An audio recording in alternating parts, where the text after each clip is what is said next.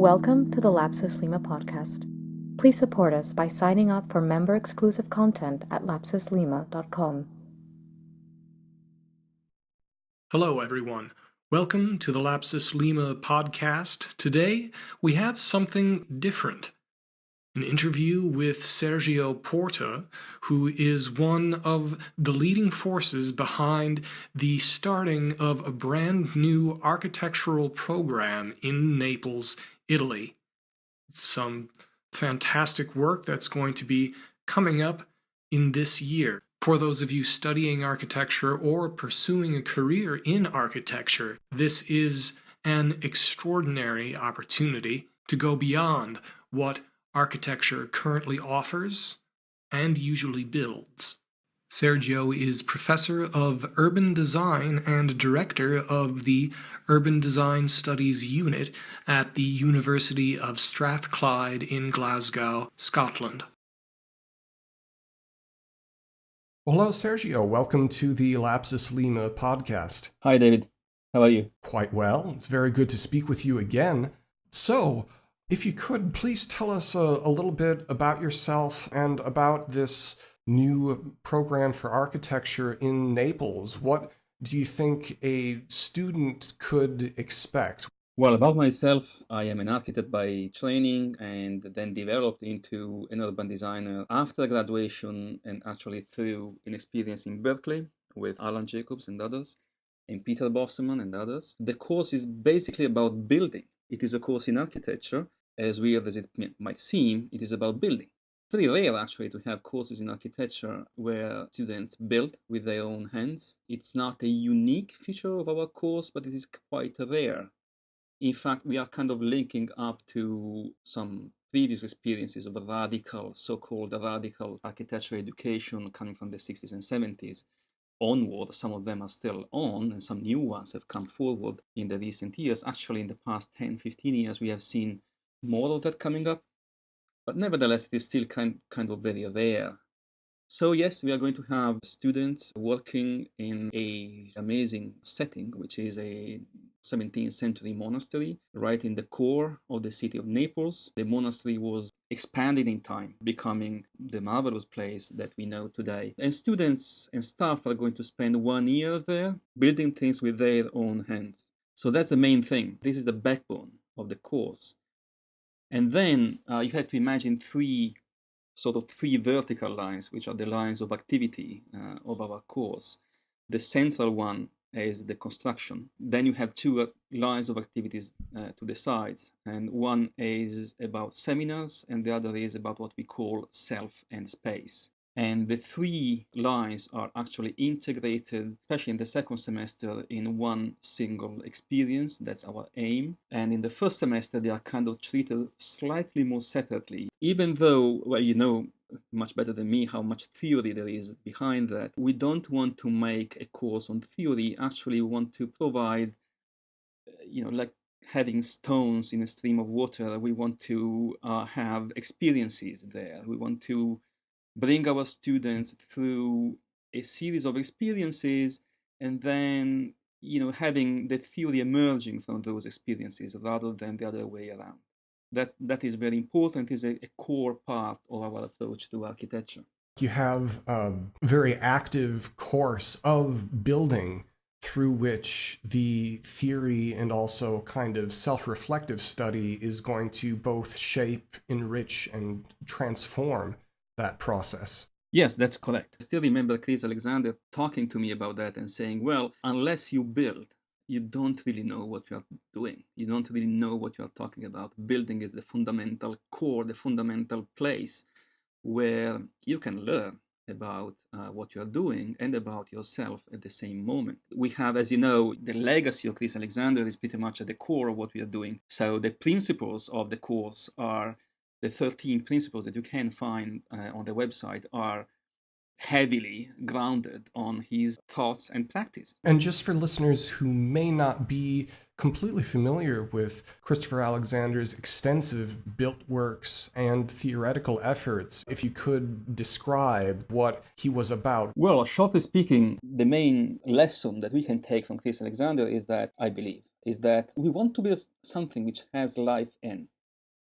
That's the main thing. We want to build something which has life in. All the rest is about understanding how to do that. What does it mean having life in? It means that it changes with time. It means that it has an expression of our dreams and our desires as human beings, and that those dreams and desires are not actually opinions, or they are not just our idiosyncrasies, but they are something that we all share.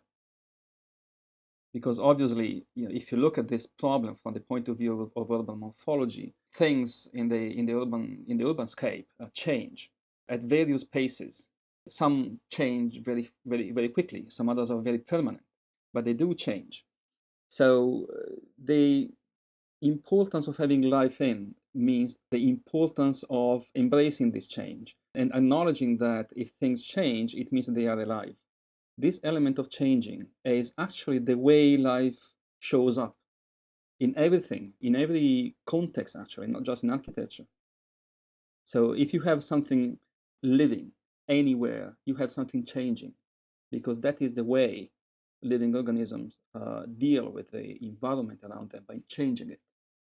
And so it sounds like this can be very apropos to the students having day-to-day building experiences.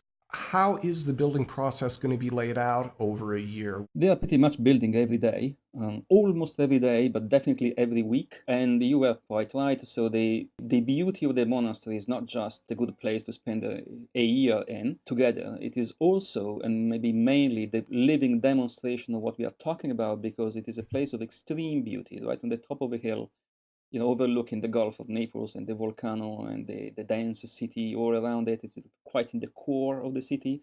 It is separated from the city by a tall wall. And you are right in the core of one of the densest area in Europe, where everything happens. Naples is an extreme city. You have extreme beauty and extreme drama, extreme ugliness even, side by side, accompanying each other.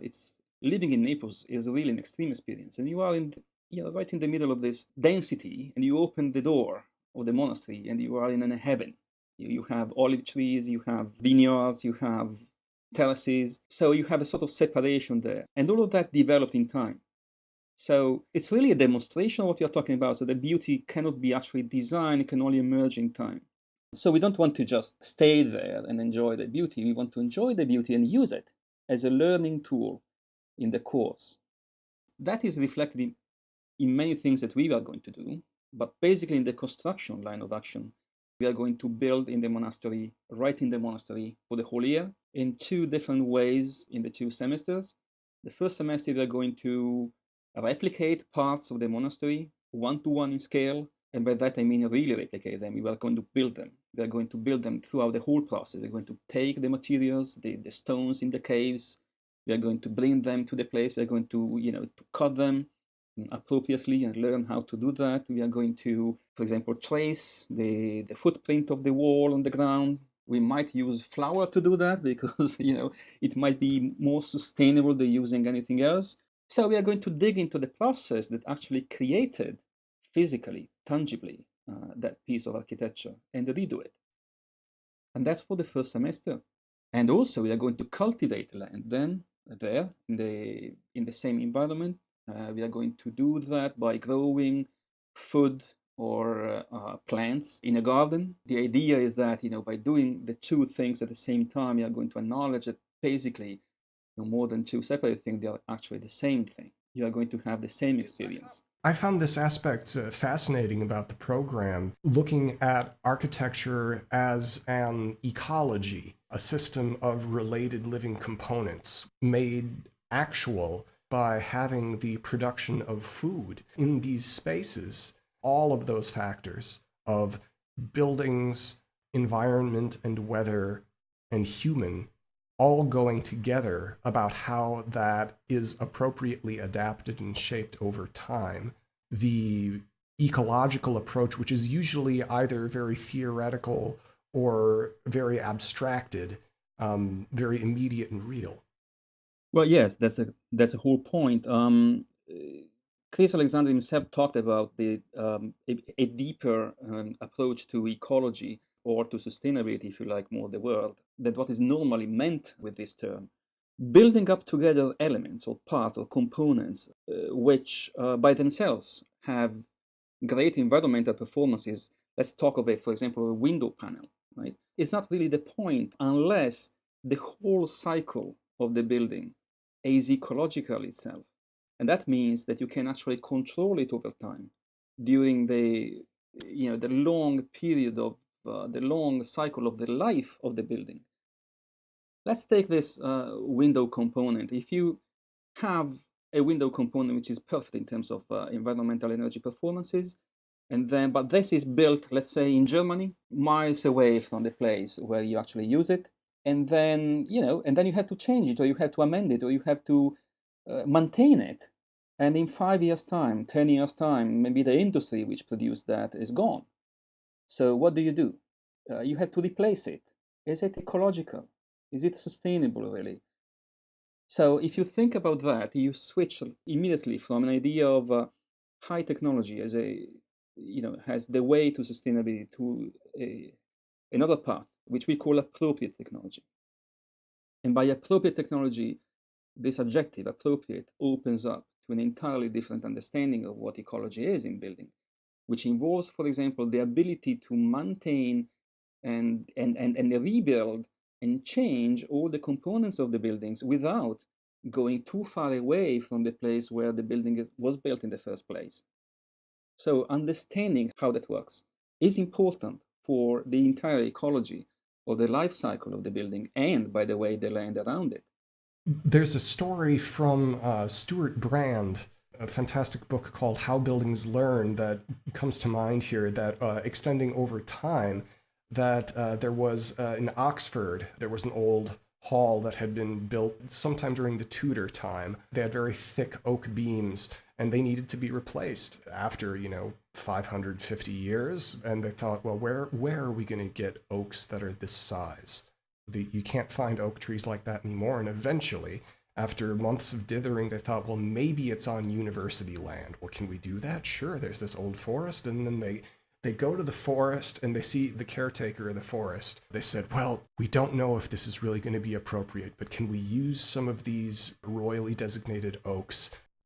The forest caretaker got a big smile on his face and he said, well, sir, we were wondering when you'd come around asking for that. Yeah, and that's a good story. When the place, it was fantastic because when the hall was built, what they did was they made the beams thick enough that they'd be replaced in 500 years. And Brand, I think, concludes the moment by saying, yes, this is how you should design a civilization. Well, this is the ecology of the place. This is the ecology of the place. So, yeah, we want to build on those ideas, and actually, I don't want to get into too much of an abstract argument here, but it's much larger than architecture. Actually, we are living in times. This sort of mechanistic approach to everything around us, the production of things is one thing, but also to the production of culture, to the production of feelings, has permeated everything we do. Again, far beyond the domain of architecture. But certainly architecture and city building mirrors this shift, which actually happened not too much time ago in evolutionary terms. It's like the time of a snap. So we have been building cities for 5,000 to 7,000 years. And it is only 70 years that we are building our environment around ourselves in such a way, and just in a part of the world, which is the so-called advanced part of the world. But in the future, half, even more than half of the new humanities, and we are talking about 2 billion people in the next 30, 40 years, are going to live in new parts of cities where the planning system is non-existent or very, very poor. Technology will be very, very poor.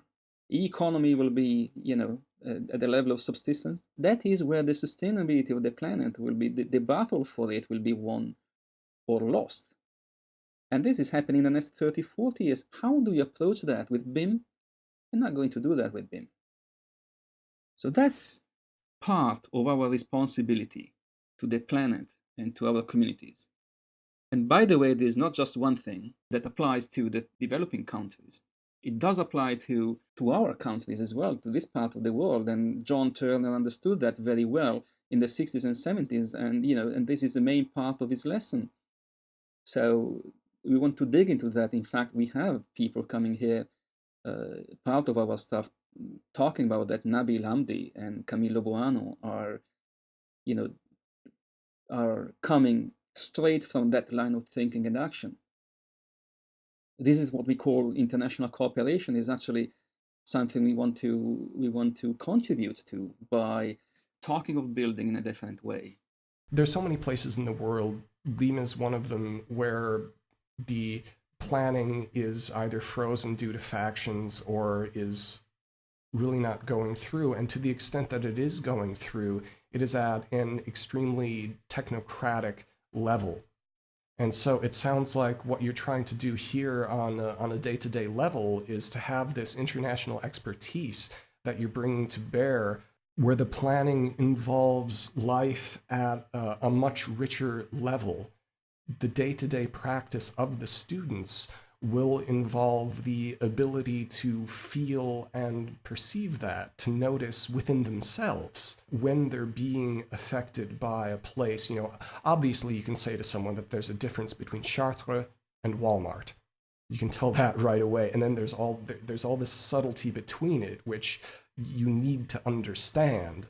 That's correct. The course this year is a course in architecture, so we are dealing mostly to the scale of the building and the experience of construction, which is an experience which is technical in the first place, but it is also human and deeply human, involving the body, involving the emotions, and involving the ability to grow our cognition of so our understanding, the way we visualize what we understand, the way we put that in words.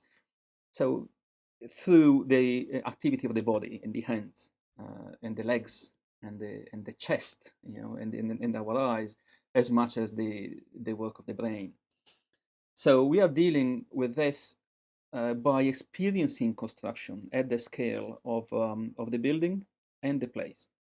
And nevertheless, we want to expand that into various other domains, including the domain of the of the evolution of the urban form. These two things are not approachable in the same manner, because obviously the process of production of a building and the process of production of a piece of city are different. They are different at surface, but if you go deeper into that, there are connections, and the connection again is mostly, I think, about the notion that change is important and time is important. So at the urban scale, it is more about an evolutionary understanding of the process, while at the project scale, if you like, so at the scale of the building, is more about understanding the interaction between all those involved in the building process itself. But even deeper than that, if you go deeper than that, you find out that time is crucial in both cases. So there is a common ground. So we are going to mostly work at the level of the interaction between all involved in the construction on the building site, right, in Naples.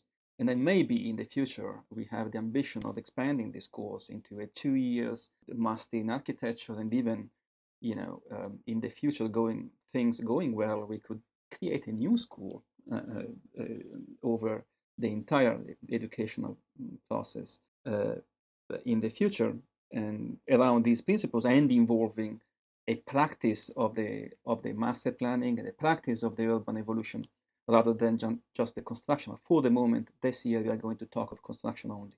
And even within the time of 1 year, I know that there's a journey over that length of time of changing process that the students go through, that the first phase is learning to see, to feel, and then to do again, and then to make that circuit in a clean way, in the way that you were describing. Then there's a phase, there's a next phase after that, isn't there? There is. So we are building in both semesters. We talked a little bit briefly earlier of the first semester. In the second semester, so the first semester was more about replicating, building components at full scale in a laboratory right at the core of the monastery. In the second semester, we are going to build in the monastery in a courtyard, which is called the Camellias courtyard. This is a fantastic space, very beautiful.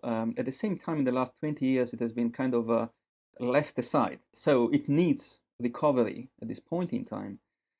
And we are going to conceive a project there, and we are going to build it.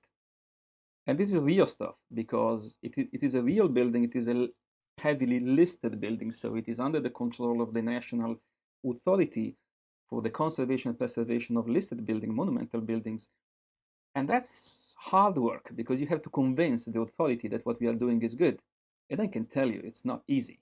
We are lucky because the person in charge of this authority is part of the faculty of the local university where we are going to, which offers the course, and therefore we are going to talk every day with this guy.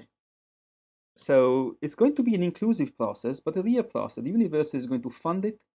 The university is going to fund the materials and all the costs associated with the construction. But the university is going to be a client. We will need to talk to the university. We need to talk to the authority for the National Authority of the Preservation of Buildings, and we are going to convince them, involving them in a process which makes sense for them. It does make a sense for us. That in of itself sounds like a great experience for the students, that you get a chance to actually talk with a client. That's the whole point, because it is a real experience. We are not going to talk about the theory about that, but there is a theory. There is a theory, obviously. So we are not just exposing students to experiences randomly. We have carefully selected what kind of experiences to put in place. We are not going to tell the students why we have selected those experiences and not the millions other experiences we could pick up from, if there's any catalog. we could choose from among many. But the theory is there. For example, in this case, involving the authority into the construction means having the ability. So the target is to have an authorization process which does authorize the process rather than the product. So you would get ideally an authorization for a process, whatever the product of the process would be.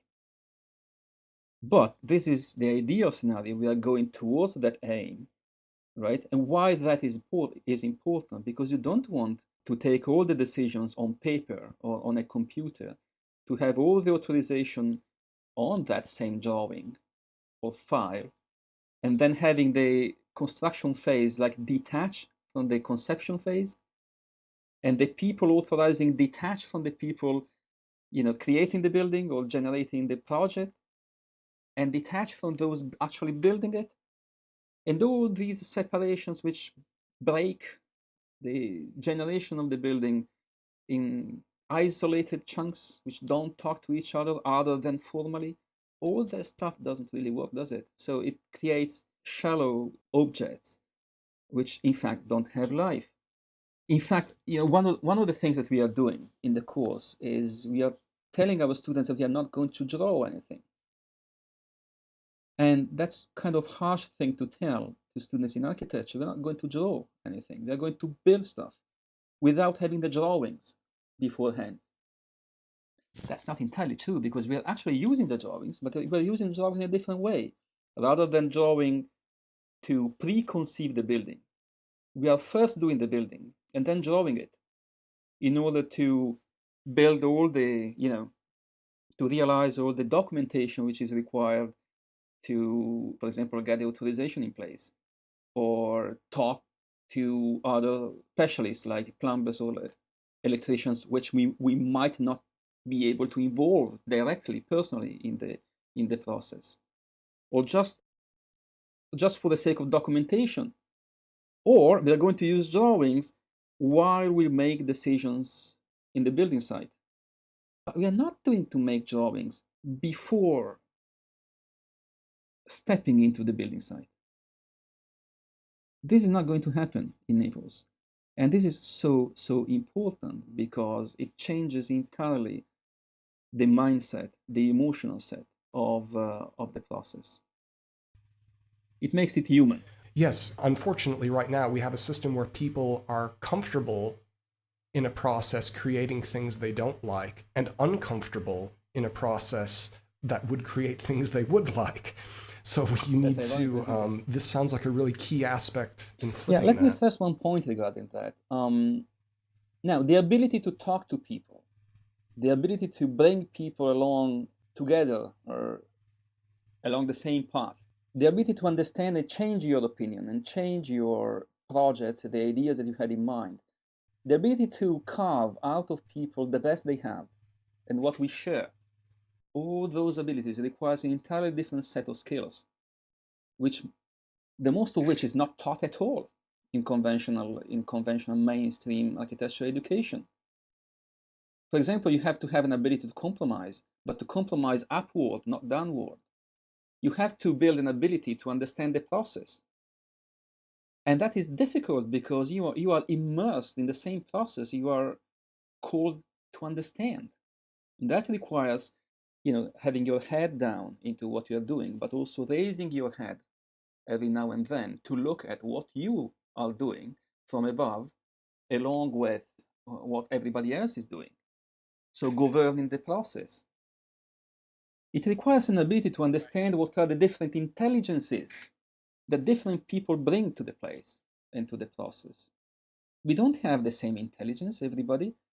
We have different intelligences. For example, one might be extremely good at, coordinating ideas, but not that good at explaining them. Or one could be extremely good at creating a good environment, which is necessary to share, the feelings that we have, which is in turn necessary to reach an agreement on decisions. One other can be extremely good at actually build things and resolve tiny little problems of a technical nature. And those people are not normally the same people, because those skills are not normally the product of the same person. They require different stories, different personal abilities.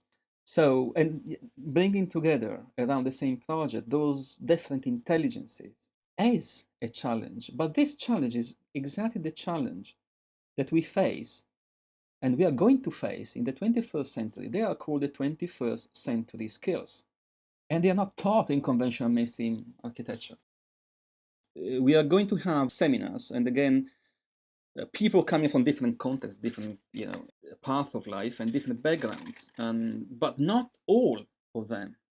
And again, this is not random. So we want to get into certain particular areas of reflection and science. One is the science of complexity, understanding the complexity of systems, and that goes across the sciences of life and the physics and others, and the social sciences and all complex systems. And this is one thing. Now we talk of them as complex adaptive systems, which is an ecological concept. But it's also practice. When you build all together in the land, in the building site, that's an ecological system that adapts in time, and adaptivity and uncertainty is definitely part of the good of that. Embrace it. We have all to understand how to resist to our anxiety of controlling everything, and at the same time embracing the diversity that comes in along the process by challenging us every time. And at the same time, you have to maintain a direction of travel. And that's another skill to understand. So this is what we are going to talk with some guests coming from biology of evolution and system ecology and the physics of complex networks. And we are going to talk with them, with those guys coming over, hopefully in a different format. So we are talking of, rather than having people coming over, delivering a talk and going away, we want them to work with our students in the building site in the first place for half a day, maybe an entire day, and then reflect on that from their own point of view. And then just having a nice dinner together. Now that is called cenacolo. which is an ancient Italian word, the root of which is cena, which means dinner. For example, Leonardo da Vinci's Cenacolo Vinciano, which is the Last Supper, is a cenacolo, which is a bunch of people around the table having dinner and having good time. And that's basically, in a nutshell, what teaching is. You have people, Louis Kahn said, well, teaching basically is about one person who doesn't know to be a teacher under the tree talking to other people who don't know to be students about his own experience and his own beliefs. So we go back to the core of the teaching experience by having these people over dinner in the terraces of the monastery, and basically we are going to dine together. And food is good in Naples, so that is worth doing. And so that is the idea for the seminars. And then we have the other line of work, which is self and space, which again is practice. It is about moving around in space together. It is about using dancing, using art, using sculptures, and making sculptures and making little pieces of art and moving around together in a structured way to learn how to get closer to our feelings, basically, because feelings are important for a number of reasons. Basically, feelings are our gateway to understanding the structures around us, including structure in the land and the structure within ourselves. And if we are not capable to understand how a place feels to us, and if we are not capable to rely on those feelings, how can we possibly create something which has a feeling and generates a feeling? That's not possible. And if you are an architect, that's a problem, isn't it? And I should point out to listeners that this is one of the things that makes me very enthused about this. Part of my background is in theater, performances as well as design. Using that as a tool for architecture, this is not an isolated example. Listeners might be aware of the Bauhaus in its early days, had Professor Gertrude Grunhoff. They were doing similar types of investigations, and I think the fact that that type of idea, they unfortunately stopped doing it, Exactly. that type of idea being reprised independently here, I think is a very important, very good sign. I'm very happy that you quoted the Bauhaus, because Bauhaus, as much as it was the beginning of a story which we might not agree entirely with, nevertheless, the Bauhaus, especially at the beginning, in the early years, was a laboratory of experience which was of incredible interest. And part of that was about making things. And part of that was about working on your feelings as much as on your ability, your technical abilities to build stuff, to make things. And that's sounds familiar, doesn't it? It sounds Chris Alexander to some extent. Surprisingly, to some extent, but not so much if you think deeply about it. Yes, the Bauhaus is important. What happened after that, including in the later years of the Bauhaus, and obviously what happened after the Bauhaus was closed up and modernity became, the mainstream. Again, not in the early years, but especially after the Second World War, when industrialization became, in the last period of industrialization, you had the worst damage, if you like, to our cosmology, to our way of thinking, our relationships with planet Earth. So urbanization was already declining in statistical terms, but it had never been that powerful in human terms, and that is tricky. Well, we're coming up right about to the end of our time here. Is there anything else that you wanted to add? Anything else that you thought we should cover, or anything you might want to say to prospective students? Well, there are a number of practicalities that might be of interest for prospective students, including fees and registration.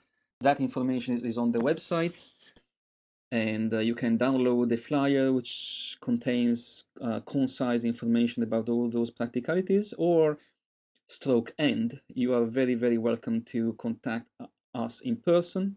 Again, through the website, there's a chat tool that you can use. So you're very welcome. Show up and let's start talking. The website again is BuildingBeauty.net. I'm certainly looking forward to it, and I've been very happy to be a part of working on this with you, and thank you so much. Thank you to you. And thank you very much, ladies and gentlemen, for listening. Again, if you'd like to get in touch with us, head over to www.buildingbeauty.net. You can also find us on Facebook and also Twitter @_BuildingBeauty.